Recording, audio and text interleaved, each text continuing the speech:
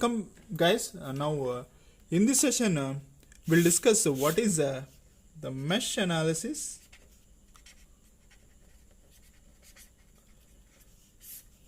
and in the next class we'll decide about node analysis. Okay, so what is the mesh analysis and what is the node analysis?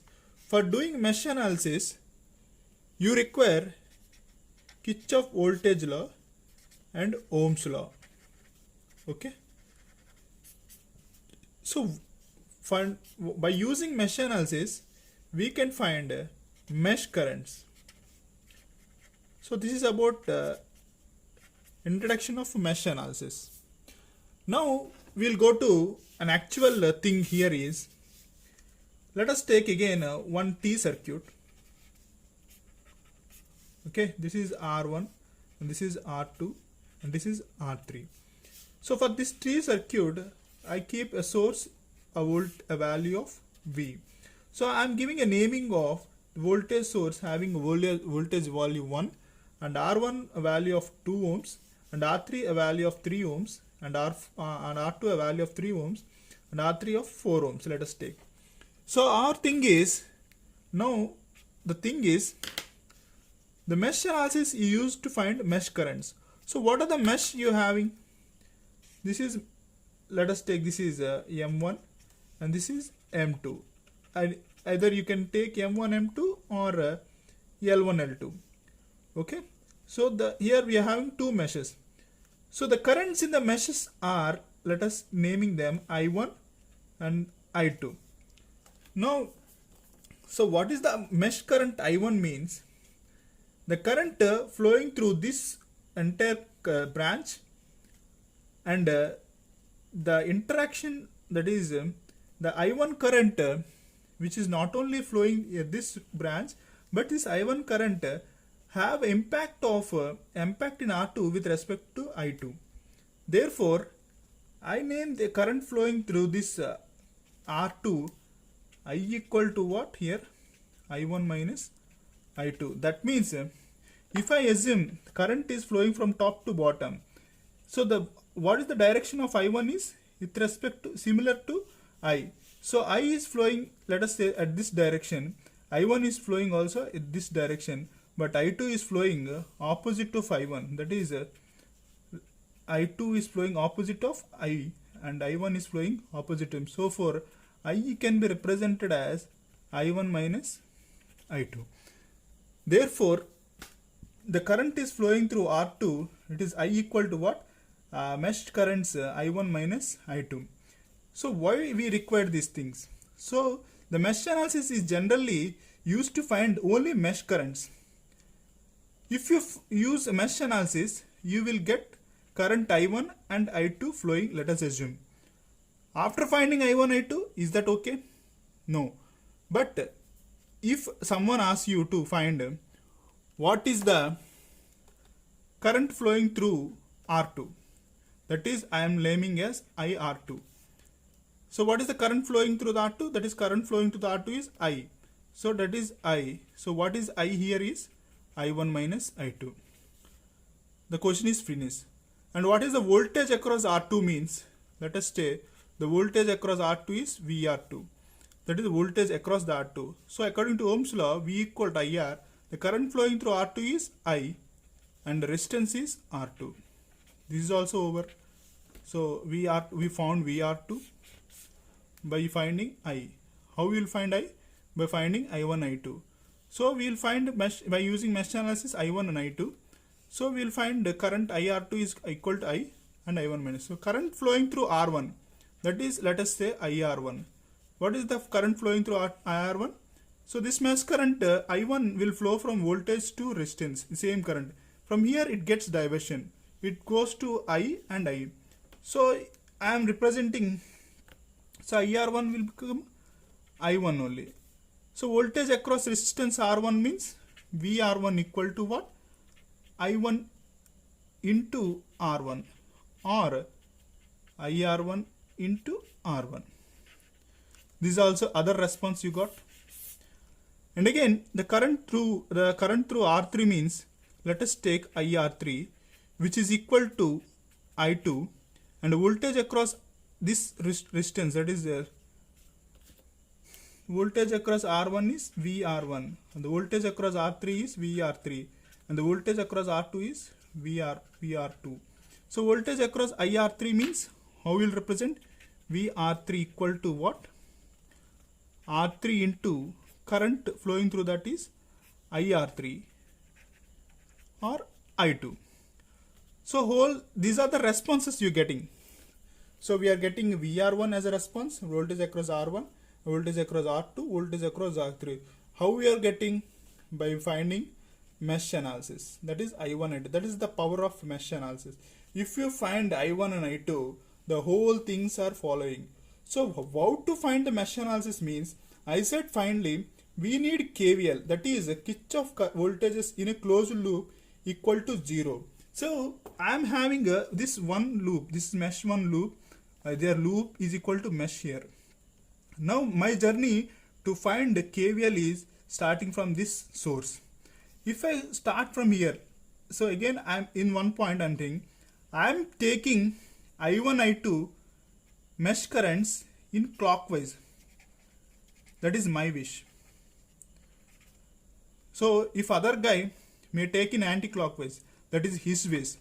So taking the direction of currents in clockwise or anti-clockwise means that they were not in general currents which are flowing in that circuit. So the fate of current flows will not decided by our choice, that is clockwise or clockwise, but the fate of currents flowing will be decided by only source which are acting there and the loads operating. Okay, we will get that point tracker. The source which are taking the clockwise or anti-clockwise, the low flow of current will not be decided by which you are taking, but they were decided by the force which are acting by them. Okay, now let us go to our thing. So let us, what is KVL means? Here by KVL I am starting journey with you. So if I encounter from, I am starting journey from you, that is clockwise direction. At this point I encounter negative terminal, so straight away draw minus V, and plus after crossing this element I need a voltage across this. So what is that voltage across that? VR1, that is the voltage drop across this. And again after going through this I have encountered voltage across R2. So this, that is what? Plus VR2, that it will become 0. So what is VR1 we are having? I1 into R1 minus V plus I1 into R1. So what is VR2 here? I into R2 equal to 0. So minus V plus I1 into R1. So replacing I with I1 minus I2 into R2, you getting. So we replace these values, that is R1 with 2 ohms, 2 I1. I am taking plus I1 minus I2 into R2 means 3 ohms. That means I1 minus I2 into 3 ohms equal to supply voltage is what? 10 volts. 10 volts. Therefore, we replace, take I1, I2 in one place. So 5 I1 minus 3 I2 equal to 10 volts. This is equation 1. So in spite of doing all these things, what we will do is write straight away. So I am having the circuit, the same circuit I am representing here again. Supply voltage 10 volts, 2 ohms, 3 ohms and 4 ohms. So I am assuming mesh current I1 is flowing and mesh current I2 is flowing. Apply KVL here. Straight away at this point I counter 10 volts minus 10 volts plus 2 into, so 2 into resistance into current I1 plus 3 into current flowing through this. I am assuming from top to bottom is I. So what is I is, I1 is flowing for in same direction, that is I will represent I1, and I2 is flowing in the opposite direction, therefore I keep minus equal to 0. So this 3, so this is one drop, this is one drop and this is one drop. So sum of the algebraic drops in voltage is 0. Here KVL is satisfied.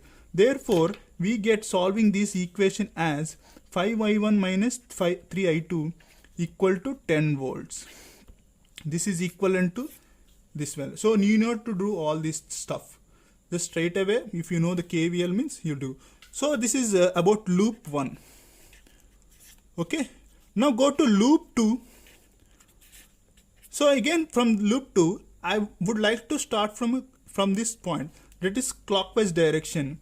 Say from, let us say, the drop across these 3 volts is 3 into, now the actual thing is flowing. So what is actually, I am willing to draw a circuit from this point. That means I2 is flowing in, so I'm clockwise, I'm going to do in clockwise. So my wish is to write an equation in clockwise direction. That means 3 into, what is the current I am intending to do from bottom to top. That means I2 is flowing. That is I2. And again current I3 is going opposite direction. That is minus I1. So I am once again same. So I am willing to take current in clockwise direction. That is 3.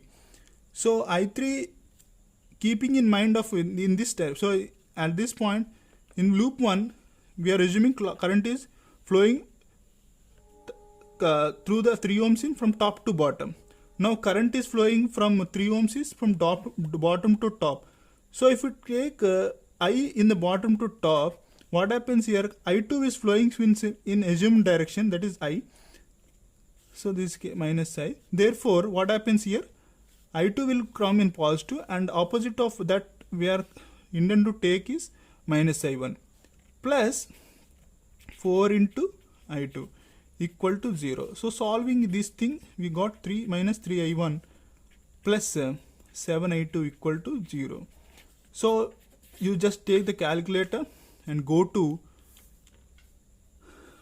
equations 5 thing, and again in that first one you'll assume the matrix. So replace this matrix here thing, that is the matrix will be in the form of ax1 plus bx2 equal to c, and again dx1 plus ex2 equal to f. This will be in the form of your calculator. So I redraw the circuits based upon these things. So 5, we represent 5 minus equal to minus 3, and again plus equal to 10, and again minus 3 equal to 7 equal to 0. The whole thing is incorporated. Now we'll got the value of I1 as 2.69 amps and I2 as 1.15 amps.